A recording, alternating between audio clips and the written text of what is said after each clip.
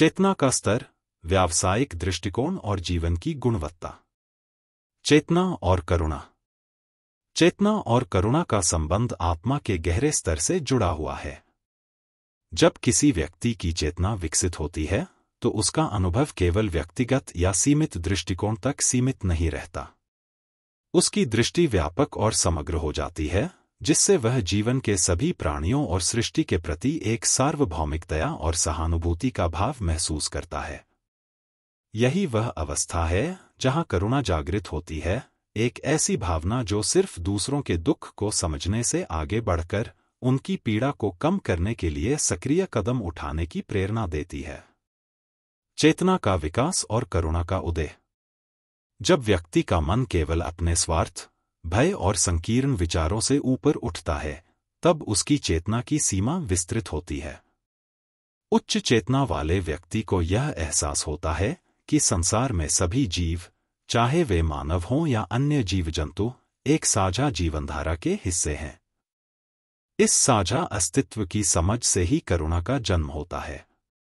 करुणा केवल भावनात्मक सहानुभूति नहीं है, बल्कि वह गहरी जिम्मेदारी और सामाजिक दायित्व का रूप लेती है। यह चेतना व्यक्ति को दूसरों के लिए समर्पित करने की शक्ति देती है। संत, योगी और महान सामाजिक कार्यकर्ता इसी जागृत करुणा से प्रेरित होकर समाज में परिवर्तन लाते हैं।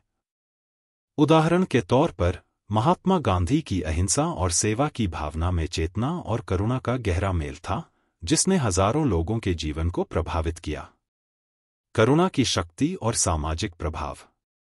जब करुणा की भावना जागृत होती है तो वह केवल व्यक्तिगत स्तर पर ही नहीं बल्कि सामाजिक और वैश्विक स्तर पर भी सकारात्मक प्रभाव डालती है।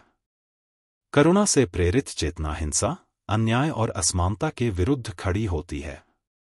यह समानता, न्याय और शांति की दिशा में एक मजबूत आधार प्रदान करती है।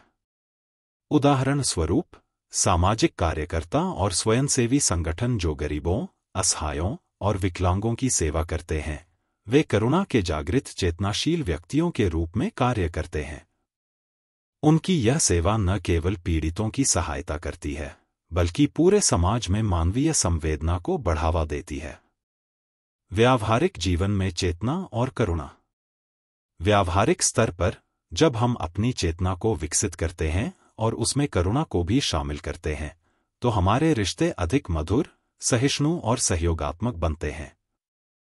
करुणा से प्रेरित व्यक्ति तनाव को समझदारी से संभालता है, विवादों को शांति से सुलझाता है और दूसरों की गलतियों को माफ करने का साहस दिखाता है। ऐसे व्यक्ति सामाजिक और पारिवारिक जीवन में सकारात्मक ऊर्जा का स्रोत बनते हैं, जो आसपास के लोगों को भी अपने स्तर पर चेतनाशील और दयालु बनने के लिए प्रेरित करते हैं। चेतना और करुणा की आपसी सहनिर्भरता। चेतना के बिना करुणा संभव नहीं और करुणा के बिना चेतना अधूरी।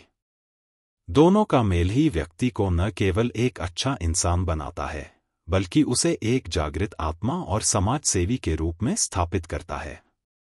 इसलिए आत्मविकास की प्रक्रिया में करुणा को जागृत करना और बढ़ाना अत्यंत आवश्यक है। इसके लिए नियमित ध्यान, स्वावलोकन और दूसरों के प्रति सेवा भाव को बढ़ावा देना चाहिए। जब हम अपने भीतर करुणा के बीज को पोषित करते हैं, तो हमारा चेतना स्तर स्वाभाविक रूप से उच्चतर होता जाता है, जिससे हमारा जीवन और समाज दोनों समृद्ध और सार्थक बनते हैं। सारांश। चेतना और करुणा के बीच गहरा संबंध है, जो व्यक्ति के व्यक्तिगत, सामाजिक और आध्यात्मिक जीवन को समृद्ध बनाता है। चेतना की गहराई से करुणा का जन्म होता है, जो जीवन को न केवल प्रेमपूर्ण बनाता है, बल्कि न्याय, सेवा और शांति की ओर भी ले जाता है।